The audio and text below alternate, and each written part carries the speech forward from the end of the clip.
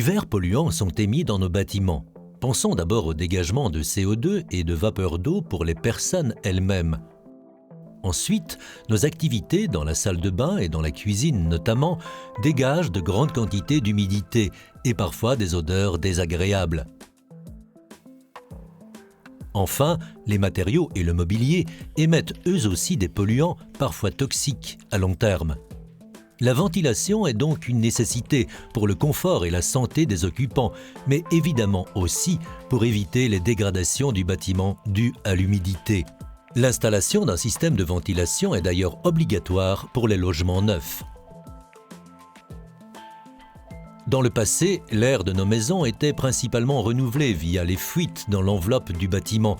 L'utilisation de chauffage local non étanche participait également au renouvellement de l'air via le tirage des cheminées. Mais le renouvellement de l'air par ces fuites n'est pas du tout une bonne solution. On comprend que des fuites importantes peuvent engendrer des courants d'air, source d'inconfort pour les occupants. Ces fuites ont un effet néfaste sur la consommation énergétique du bâtiment car elles génèrent des pertes de chaleur très importantes. Même dans un bâtiment globalement peu étanche à l'air, on peut avoir une qualité d'air tout à fait insuffisante. Un problème est que les fuites sont réparties au hasard et qu'il y aura toujours bien un local ou l'autre dans lequel il n'y aura pas du tout d'infiltration d'air. Un autre problème, c'est qu'en fonction du vent et des différences de température, on aura parfois des très grands débits d'infiltration et parfois rien du tout. Enfin, les flux d'air anarchiques vont permettre une dispersion des polluants et des odeurs dans la maison au lieu de les évacuer directement vers l'extérieur. Mais n'oublions pas que la ventilation s'inscrit dans un contexte plus large.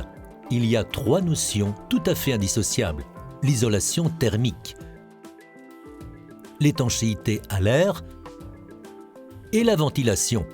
L'isolation thermique est évidemment incontournable pour atteindre de bonnes performances énergétiques.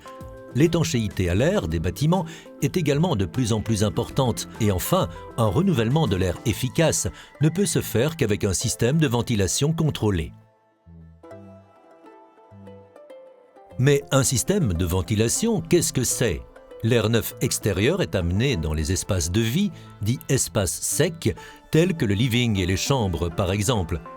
L'air vicié, quant à lui, est évacué des espaces dits humides où la pollution est généralement plus importante, tels que la cuisine et la salle de bain notamment. Les deux vont de pair. Pour un bon fonctionnement, il y aura toujours d'une part une amenée d'air neuf et d'autre part une évacuation d'air vicié. Un transfert de l'air est alors nécessaire depuis les espaces secs vers les espaces humides. Dans la réglementation, on distingue 4 types de systèmes de ventilation, selon que l'air est transporté de façon naturelle grâce au vent ou aux différences de température, ou mécanique au moyen d'un ou plusieurs ventilateurs.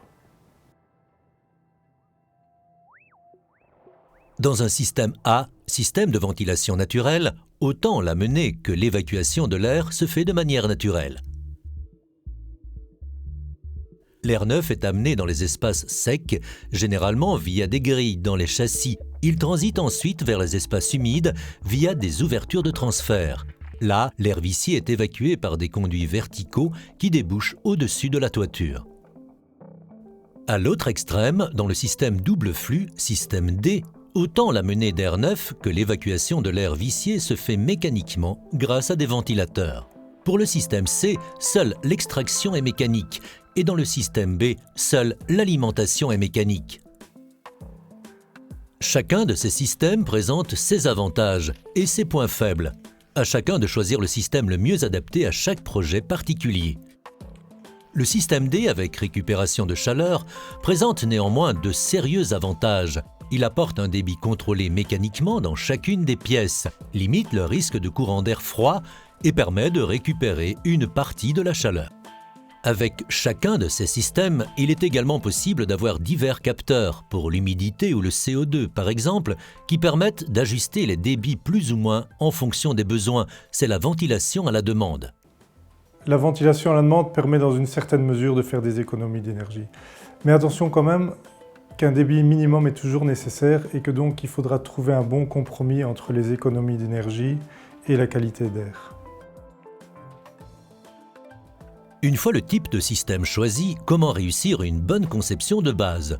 Pour les logements, la réglementation PEB se base principalement sur la norme NBN D50001. Les infofiches PEB, accessibles sur le portail énergie du CSTC, sont un complément d'informations utiles à ce sujet. Comme point de départ, on va calculer le débit minimum fixé par la réglementation pour chaque local en fonction de sa destination et de sa surface au sol. On va ensuite fixer les débits de conception, éventuellement un peu plus élevés que les débits minimums, en faisant attention, certainement dans le cas de la ventilation double flux, à équilibrer les débits entre l'alimentation et l'extraction. En pratique, il est souvent nécessaire de prévoir un débit d'extraction supplémentaire, soit dans des locaux où il n'y a pas d'exigence, tels qu'un débarras, un couloir, soit en augmentant le débit d'extraction dans les espaces humides. Ensuite, pour tous les systèmes mécaniques, le concepteur doit prévoir l'emplacement du groupe de ventilation qui sera de préférence dans le volume protégé du bâtiment et relativement central par rapport aux locaux à desservir, tout en limitant la longueur des conduits de et vers l'extérieur. Pour éviter de réaspirer de l'air vicié venant d'une cheminée ou simplement du rejet de la ventilation, il faut prévoir une distance suffisante entre la prise d'air neuf et les différents rejets d'air vicié. Une solution efficace parmi d'autres est de prélever l'air neuf en façade et de rejeter l'air vicié au moins 2 mètres plus haut sur une autre paroi, en toiture par exemple. Pour les ouvertures d'alimentation naturelle des systèmes A et C, il faut également prévoir une distance suffisante par rapport à tous les rejets d'air viciés. Pour le confort acoustique, le groupe de ventilation sera installé de préférence dans un local technique fermé. Une place suffisante sera également réservée pour l'installation d'au moins un silencieux sur chaque branche principale, et ce pour tous les systèmes mécaniques. On pensera également à l'emplacement des différentes bouches et ouvertures de ventilation pour une répartition optimale de l'air dans chaque pièce. Enfin, les bouches de ventilation mécanique doivent être placées dans le plan d'une surface plane et à une distance minimum des parois adjacentes, murs et plafonds éventuels. Cela facilitera la mesure et le réglage des débits. Tout ceci a évidemment des conséquences sur l'espace à réserver pour les conduits et le groupe de ventilation, et ce, dès la phase conception. C'est dès l'esquisse qu'il faut commencer à réfléchir, à voir où positionner non seulement le groupe, mais également les gaines de circulation verticale pour permettre d'aller aux différents espaces de l'habitation. On arrive à rationaliser tout ce qui est tracé des gaines, distribution, reprise. Dès la phase de conception également, le choix de certains composants peut avoir un impact important sur la suite. Le choix du type et du diamètre de conduit pour les systèmes mécaniques, par exemple, pour limiter les pertes de pression et la consommation électrique, mais aussi pour limiter la production de bruit, la vitesse de l'air sera limitée à environ 2 mètres par seconde, au moins pour les conduits terminaux. Un diamètre de 125 mm correspond, par exemple, à un débit maximum de 90 mètres cubes par heure. On choisira de préférence des conduits rigides cylindriques aux parois intérieures lisses et avec raccord étanche à l'air. Par exemple, des conduits métalliques avec double joint sont une bonne solution, ou encore des conduits semi-flexibles pour autant que le diamètre soit suffisant. Pour les alimentations naturelles, si les bruits extérieurs sont importants, des grilles avec atténuateur acoustique sont généralement nécessaires pour assurer un confort acoustique suffisant. Pour les évacuations naturelles, la plus grande difficulté concerne l'emplacement et l'espace réservé pour les conduits. Ils doivent être principalement verticaux depuis le local jusqu'au débouché en toiture, situés le plus près possible du faîte. De plus, une section minimum est prescrite. Les étapes suivantes, dimensionnement détaillé et montage, ne sont pas abordées en détail dans cette vidéo.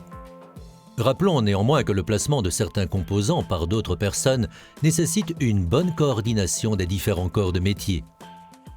Évidemment, nous, on ne va pas faire tout ce qui est menuiserie, c'est-à-dire les orifices de transfert au niveau des portes ou les orifices d'arrivée d'air dans les châssis pour un système simple flux, ce genre de choses, malheureusement, nous ne réalisons pas.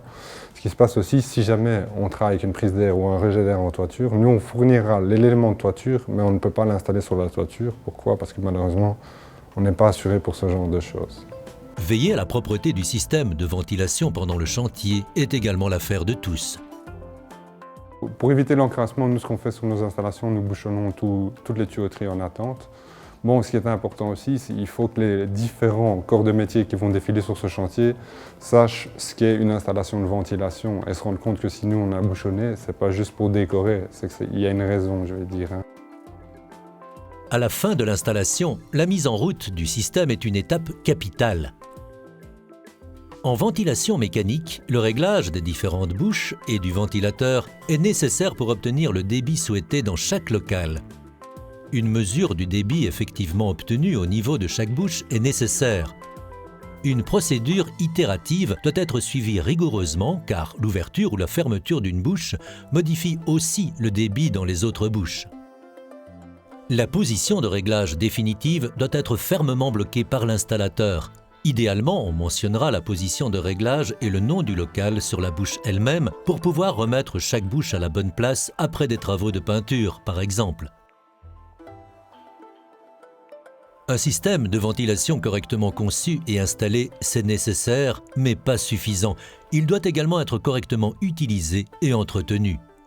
On veillera à transmettre à l'utilisateur final toutes les informations sur l'utilisation du système de ventilation et sur son entretien par un professionnel ou par l'utilisateur lui-même. Un entretien régulier des différents systèmes de ventilation est nécessaire. Nettoyage des ouvertures d'alimentation naturelle, nettoyage des bouches de pulsion et d'extraction des systèmes mécaniques. Pour le système B et D, remplacement des filtres au moins une fois par an, par exemple au début de l'hiver. Les filtres devront également être régulièrement nettoyés pour éliminer les poussières accumulées et limiter ainsi une augmentation des pertes de pression. Les ventilateurs de tous les systèmes mécaniques nécessitent également un entretien.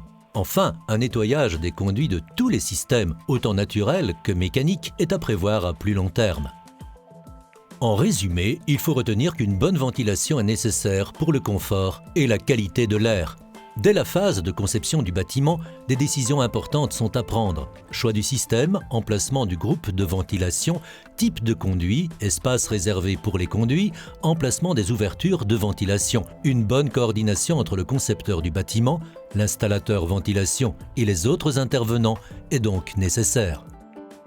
Maintenant qu'on a des enfants, c'est rassurant de se dire que l'air est renouvelé naturellement sans qu'on doive y penser, sans qu'on doive penser à ouvrir une fenêtre.